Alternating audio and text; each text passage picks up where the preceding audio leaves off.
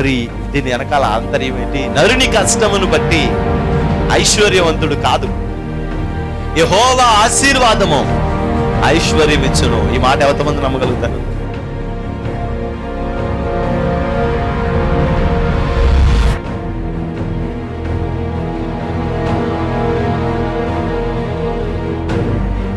ఆ రక్షణను మనం చూడాలి, అనేక ఆత్మల రక్షణను మనం చూడాలి.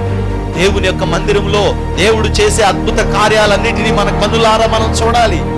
నేడు ఈ ఇంటికి రక్షణ వచ్చింది. ఎప్పుడో మన దోషములను మనం విడిచిపెట్టుకున్నాం.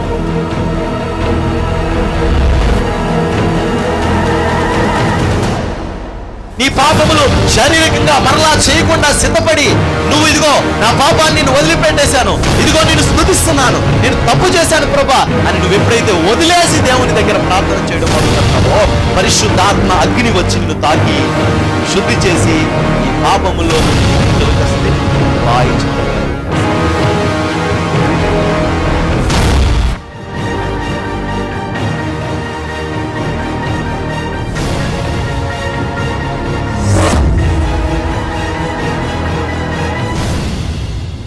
ఎంత ప్రయత్నం చేసినా నాకు రావట్లేదురా, నేను చదవలేను, నాకు ఇదే బాగుంది. వంటలు చేసే వాళ్ళు డబ్బులు సంపాదించట్లేదా? పెయింట్లు వేసే వాళ్ళు డబ్బులు సంపాదించట్లేదా? ఏసీ మెకానిక్ చేసేవాళ్ళు డబ్బులు సంపాదించట్లేదా? లేకపోతే మరేదో పని చేసుకునే వాళ్ళు డబ్బులు సంపాదించట్లేదా? అది పెద్ద విశేషం ఏముంది? నేను చదవలేను అన్నాడు. సరే, అందరూ వాడి దగ్గరికి పని చేయించుకుంటాకు వచ్చేవారు, ఏదో వాడు చేసే పని. సడన్గా వీడు వేరే ఊరు వెళ్ళాడు, ఒక సంవత్సరం ఆ ఊళ్ళో ఉన్నాడు. మళ్ళీ వచ్చిన తర్వాత వాడికి పెళ్లి సంబంధం కుదిరింది. ఆ పెళ్లి సంబంధం కుదిరిన తర్వాత వాడి సర్టిఫికేట్ మీద MBA అని వేశారు. ఆ రోజుల్లో MBA అని ఇస్తే అప్పుడు నన్ను వాళ్ళ ఫ్రెండ్ అడిగాడనమాట, షాలేం మీ స్నేహితుడు MBA ఎప్పుడు చేశాడని. నాకు తెలీదు అన్నాను. వాడు చదువు అబ్బకే కదా, వాడు పని నేర్చుకున్నాడు. మరి శుభలేఖ మీద MBA అని వేశారు కదా, మళ్ళీ వాళ్ళకి కేసు అవుతుందేమో, గొడవ అవుతుందేమో చూడన్నాడు. వాళ్ళు గొడవ పెట్టకపోయినా నువ్వు గొడవ పెట్టేలాగా ఉన్నావు. వాళ్ళు గొడవ పెడతారో లేదో తెలియదు కానీ నువ్వు గొడవ పెట్టేలాగా ఉన్నావు అన్నాను. తప్పు కదా అది. కోర్సుకు ఒక లిమిట్ ఉంటుంది, ఒక టైం ఉంటుంది.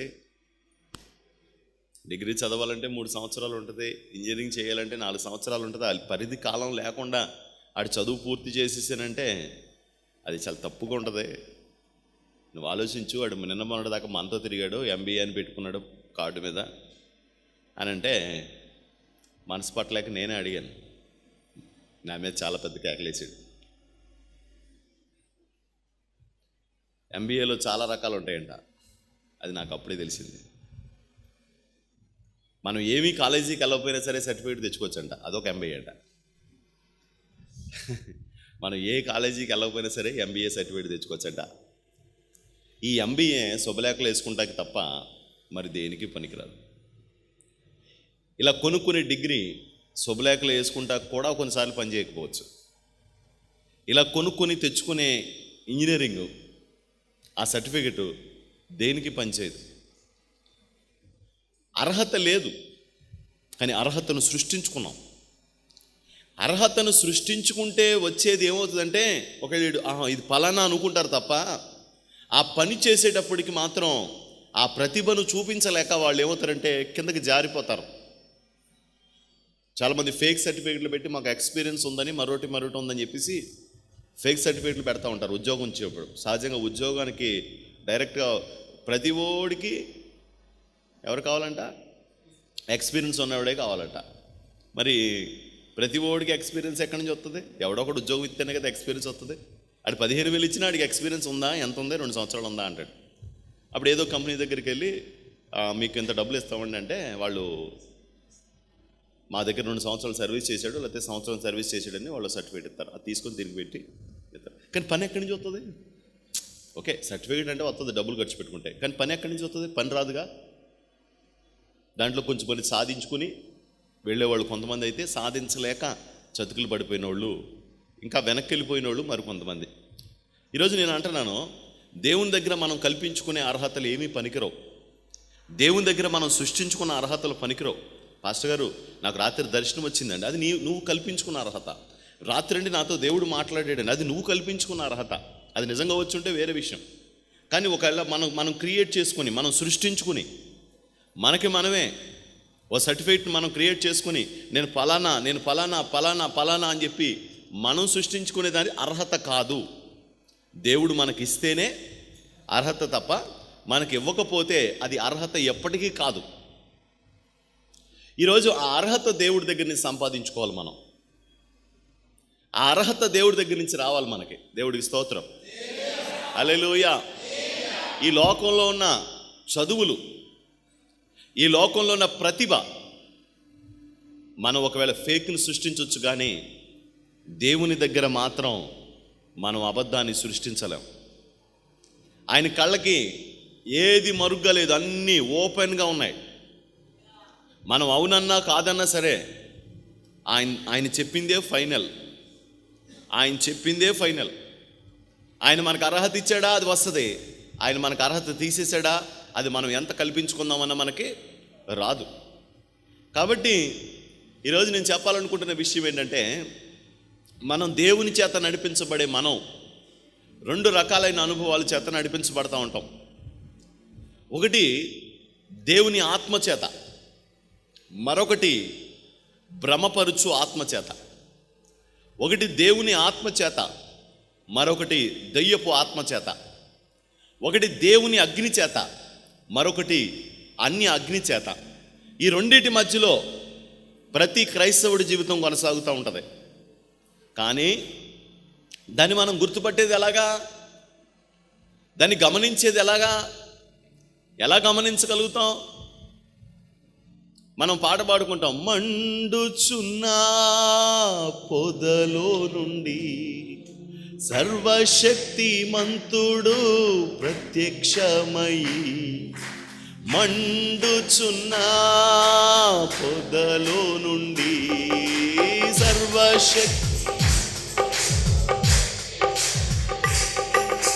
చీకటి ముగించెను,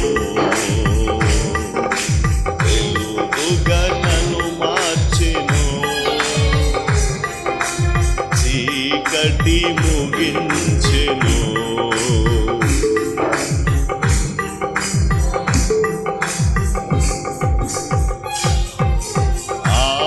ఆరిపోనివ్వడు నా దీపాన్ని, వెలిగించి ఉన్నాడు తన ఆత్మతో. ఆరిపోనివ్వడు నా దీపాన్ని, వెలిగించి ఉన్నాడు తన ఆత్మతో. ఆరిపోనివ్వడు, వెలిగించి ఉన్నాడు, ఆరిపోనివ్వడు, వెలిగించి ఉన్నాడు. హల్లెలూయా.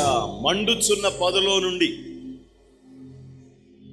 దేవుడు ప్రత్యక్షమయ్యాడు మోషేతో.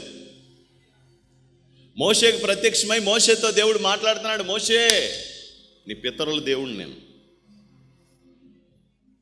అవునా? మా పితరులందరూ ఎక్కడున్నారు?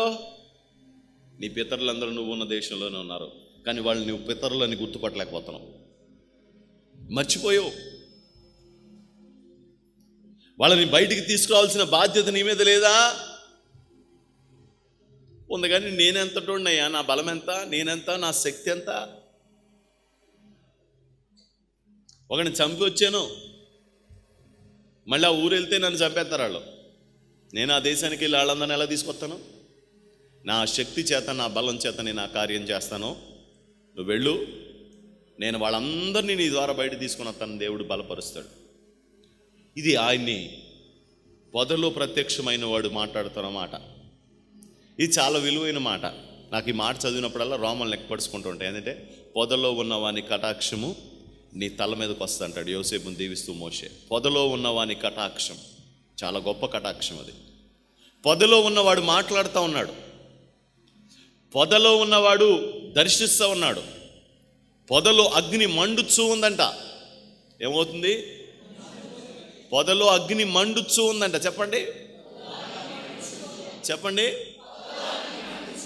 పొదలో అగ్ని, అది ఎప్పుడు ఆరిపోదని చెప్పండి. అది ఎప్పుడు ఆరిపోదు, అది ఎప్పుడు ఆరిపోదు. అది పొదలో మండుతున్న మంట. అది చాలా విలువైన మంట. అది చాలా శక్తివంతమైన మంట. దేవునికి స్తోత్రం. ఏమంటే మామూలు ఫైర్కి దేవుని అగ్నికి చాలా వ్యత్యాసం ఉంటుంది. మామూలు ఫైర్కి దేవుని అగ్నికి చాలా వ్యత్యాసం ఉంటుంది. నేను మొన్న ఒకసారి ఎప్పుడో పేపర్లో చదివాను, గ్యాస్ బండ పేలి ఇంటి వాళ్ళు, పక్కనింటి వాళ్ళు కూడా చచ్చిపోయారంట. గ్యాస్ బండ్ ఫైర్ అయిపోయిందంట. ఎలా ఫైర్ అయిపోయిందంటే, ఆడవాళ్ళు ఒక్కోసారి ఏం చేస్తూ ఉంటారంటే, ఈ మసికొట్లు అని చెప్పి పెట్టుకుంటారు కదా, వాటిని దించడానికి ఇవి కొన్నిసార్లు ఏం చేస్తూ ఉంటారంటే, అక్కడ ఏ గుడ్డ ఉంటే ఆ గుడ్డతో తీసేస్తారు. అది చాలా ప్రమాదం. అదేమవుతుందంటే, ఒక్కోసారి సిల్క్ మిక్స్ అయిన క్లాత్ అయితే కనుక అది ఏమవుతుంటే ఎలిగిపోయి ఆరదు. కొంతమందికి మరో చెడ్డ అలవాటు ఉంటుంది, వాళ్ళు చీర సెంగుతో తీసేస్తారు. మీ అందరికి దండం పెట్టి చెప్తాను ఏంటంటే, అలాంటి పనులు చేయకూడదు. అవసరం అయితే కొంచెం అన్నం గ్యాస్ మీద ఒలిగిపోతుంది, అంత మించి ఏం జరగదు కదా, గ్యాస్ ఆరిపోద్ది, అంతేనా? కట్టేయండి గ్యాస్, ఫస్ట్ గ్యాస్ కట్టేయండి. కట్టేస్తే దాని పొంగు ఆగిపోద్ది. అప్పుడు మీరు గొడ్డ ఎత్తుక్కొని తీస్తారో ఇంకోటి తీస్తారో తీయండి. పొయ్యి ఆర్పరో, గుడ్డ కనపడదు, ఎంత టెన్షను. శారం ఎక్కడ ఉంది? దేవుని ఇస్తుంది. మధ్యలో అడుగుతూ ఉంటాను, నాలుగు కంగారు పడకండి. పొయ్యి ఆర్పరో, తర్వాత గుడ్డ కనపడదు. గబగబా ఇంకా వాళ్ళ దగ్గర ఉన్న వజ్రాయుధం ఏంటంటే వాళ్ళ చీర చెంగు, దాంతో అలా చెత్తారు. ఇలా తీసేటప్పుడు ఏమవుతుందంటే, మిగతా ఉన్న పెద్దది కదా అది అంటుకుపోతుంది. ఒక్కోసారి అది ఆరదు, అది అలా ఫైర్ అయ్యి ఆ మనిషిని కాల్చేస్తుంది. ఆ తర్వాత గ్యాస్ బండకి ప్రమాదం, ఆ చుట్టూ ఉన్న వాళ్ళకి ప్రమాదం. నాకు తెలియక అడుగుతాను, గ్యాస్ బండ ఎవరు కొన్నారు? గ్యాస్ బండ ఎవరు కొన్నారో?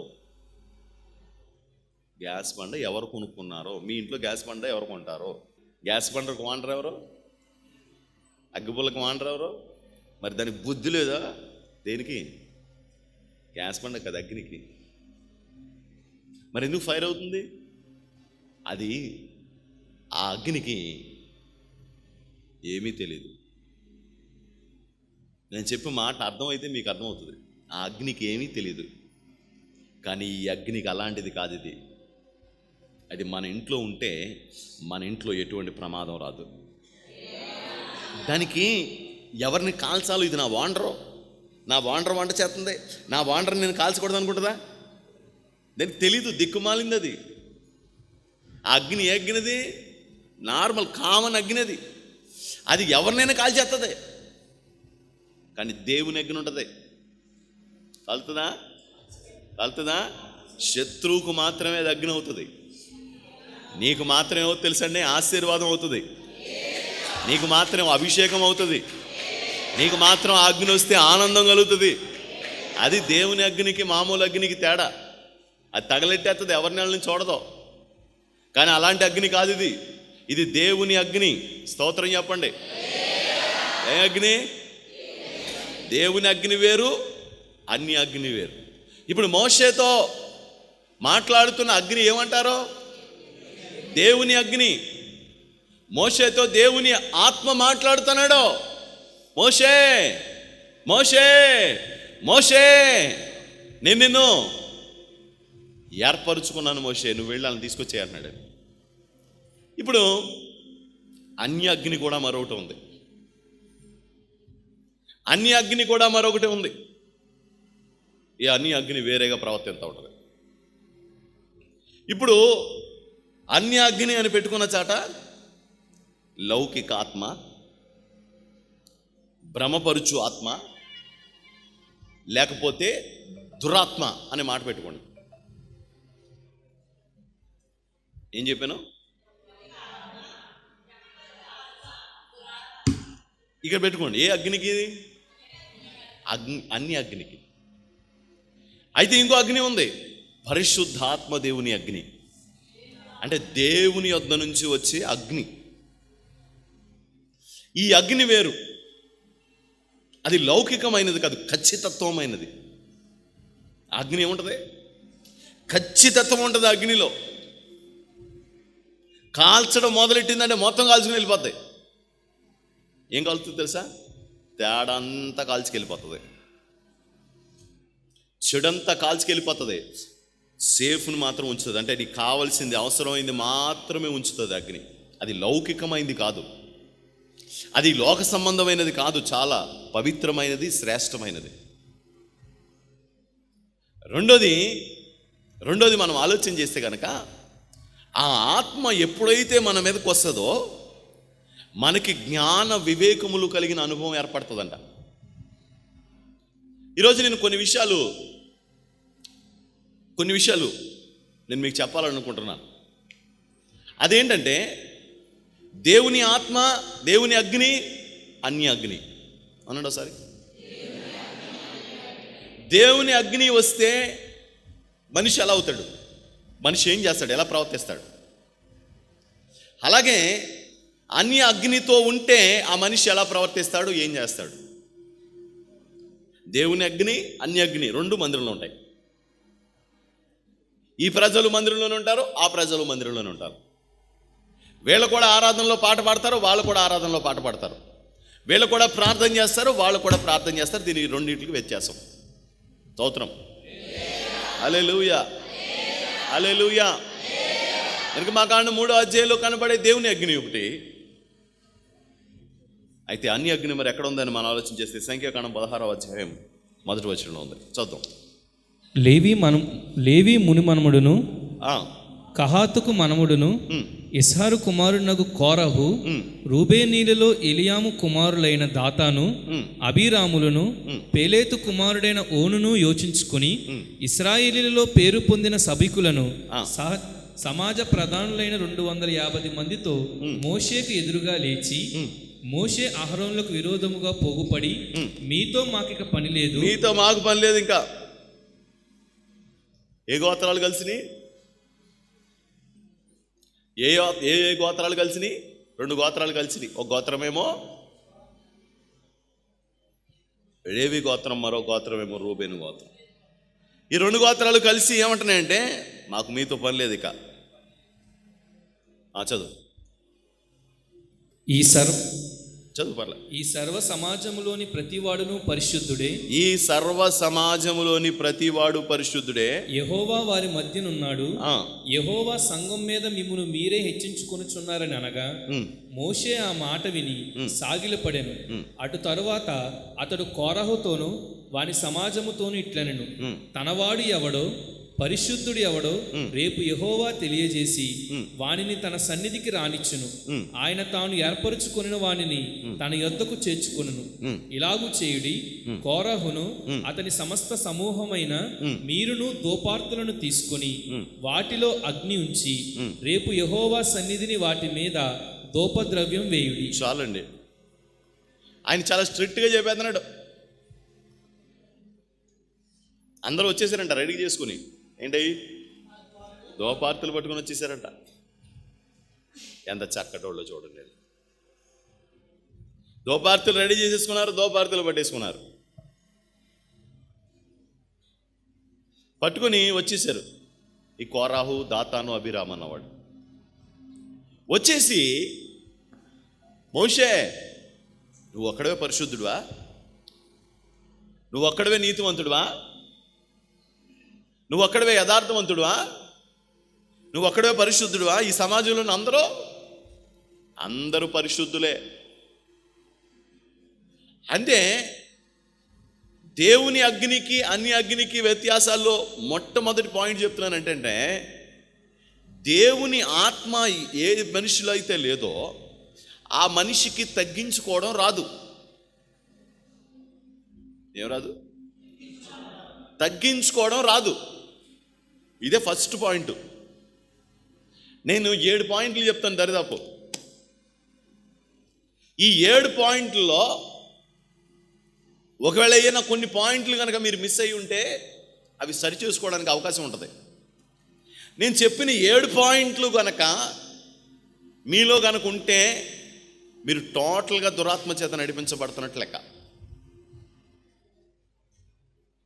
ఇందులో 1, 2 పోలు ఏదో వ్యత్యాసం వచ్చింది అనుకోండి, అంటే ఏదో మిక్స్ అవుతుంది, తెలియకుండా శరీరం పనిచేసి ఈ క్రియలు నాకు వస్తున్నాయి అనిపిస్తుంది.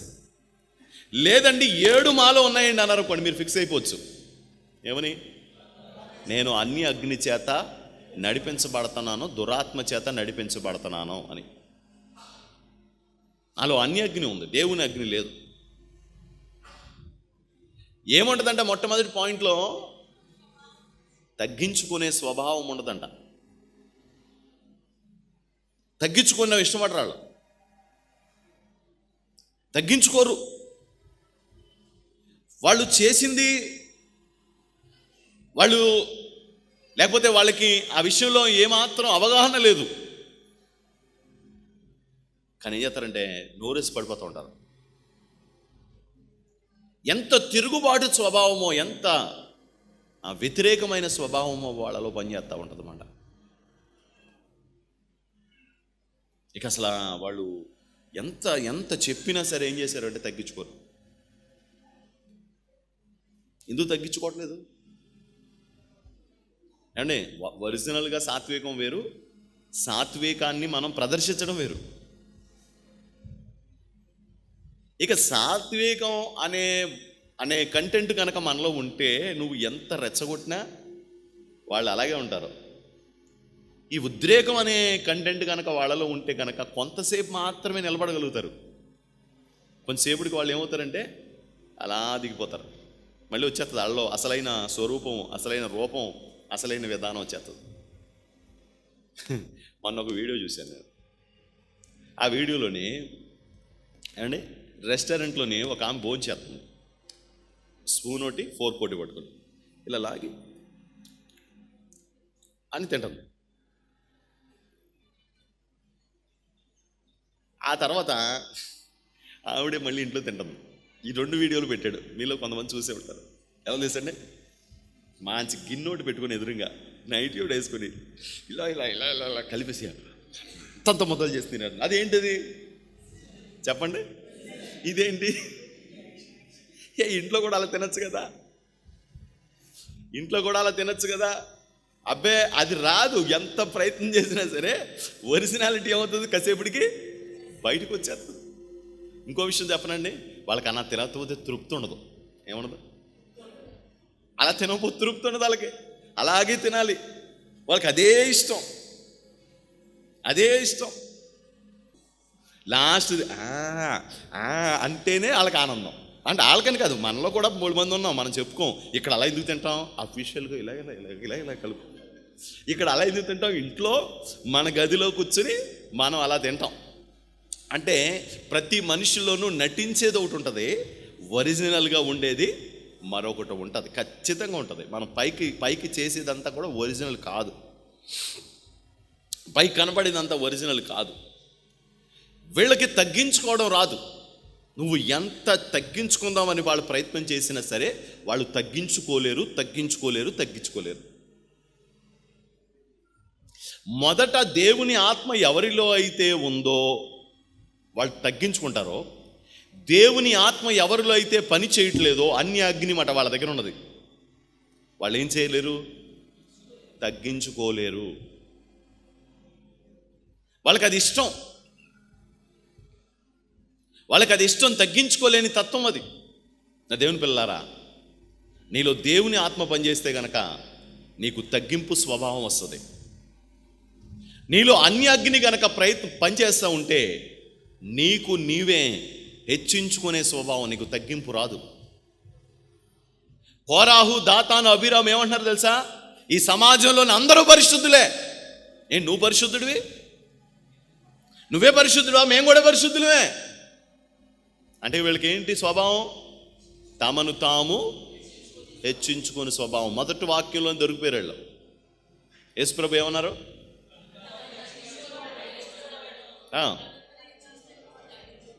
ఈ వాక్యం సార్వత్రికంగా ప్రపంచాన్ని అందరికీ తెలుసు, మొత్తం టోటల్గా ప్రతి ఒక్కరికి తెలిసి ఈ వాక్యం. అందరూ అంటూ ఉంటారు తను తాను, మనం కాదు, క్రైస్తవులమే కాదు, బయట వాళ్ళు కూడా అంటూ ఉంటారంటే తను తాను తగ్గించుకున్నవాడు హెచ్చించబడతాడు, తను తాను హెచ్చించుకున్నవాడు తగ్గించబడతాడని బయట వాళ్ళు కూడా కొన్నిసార్లు మనం వింటూ ఉంటామా? నిజమే, ఇది సార్వత్రికంగా అందరికీ తెలిసిన వాక్యమే. కానీ ఇది దేవుని మూలంగా తప్ప, మాట అంటే రాదండి, దేవుని ఆత్మ మనలో పనిచేస్తే తప్ప మనలోకి ఆ తగ్గింపు స్వభావం ఎట్టి పరిస్థితుల్లోనూ రాదు రాదు రాదు ఎట్టి పరిస్థితులను రాదు. తగ్గించుకోవడం ఎట్టి పరిస్థితుల్లోనూ జరగదు. ఇప్పుడు మీరు తగ్గించుకుంటున్నారా, హెచ్చించుకుంటున్నారా? కండి, మీరే ఆలోచించుకోండి. అయ్యా, తగ్గించుకుంటున్నారా లేకపోతే హెచ్చించుకుంటున్నారా? నాకు కూడా ప్రశ్నే. హల్లెలూయా. ఏ గుంపులో ఉంటారో? దేవుని అగ్ని చేత నింపబడిన వారిగా, దేవుని ఆత్మ చేత నింపబడిన వారిగా, దేవుని యొక్క ప్రసన్నత చేత నింపబడిన వారిగా మీరుందురుగాక, మీరు నింపబడుదురుగాక. పరిశుద్ధాత్మ దేవుడు అట్టి బలాన్ని, శక్తిని మీ అందరికీ అనుగ్రహించునుగాక.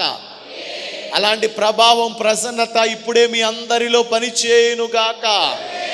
ప్రభువా, నేను ఆ కృపను పొందుతాను ఆయన. నాకు ఇవన్నీ సాధ్యమే, ఇవన్నీ చేయడం నాకు సాధ్యమే. నాకు సాధ్యమవని చెప్పలేదు దైవజనుడు, నాకు సాధ్యమవని చెప్పలేదు నువ్వు. కాబట్టి 7 నాకు సాధ్యమవుతాయి. ప్రభా, నేను 7వ మెట్లోకి వెళ్తాను. ఊహించనంత ఉన్నతమైన స్థానంలోకి నేను, నా పిల్లలు, నా కుటుంబం తప్పకుండా వెళ్తాం ప్రభా. నేను చేయను ప్రభా, నువ్వు వద్దన్న పనులు చేయను ప్రభా, నీకు ఇష్టం లేని కార్యాలు మేము చేయం ప్రభా. నాలోకి నీ అభిషేకం ఈరోజు రాని ప్రభా. ఆత్మ, దేవుని అగ్ని నీలోకి ఎప్పుడైతే వచ్చిందో నీలోకి ఈ స్వభావాలన్నీ వచ్చేస్తాయి. పరిశుద్ధాత్మ దేవుడు నీలోకి ఎప్పుడైతే వచ్చాడో నీకు ఈ స్వభావం అంతా వచ్చేస్తుంది. ఈరోజు ఈ మధ్యాహ్న కాల సమయంలో పరిశుద్ధాత్మ దేవుడు నీలోకి వచ్చి ఈ కార్యాలన్నీ నీలో జరిగించడానికి ఇష్టపడతా ఉన్నాడు కనుక అందరూ మోకాళ్ళ మీదకి వచ్చి, ప్రభువా, ఈరోజు నాకు మీరు చెప్పిన అభిషేకం కావాలి. అర్థమైతే మీరు ధన్యులే. దేవుని మాట అర్థమైతే మీరు ధన్యులే. నాకు ఆ బలం కావాలి ప్రభువా, నేను అలా ఉండాలి ప్రభువా, నేను అలా ఉండాలి ప్రభువా, నేను అలాగూ నడిపించబడాలి ప్రభువా.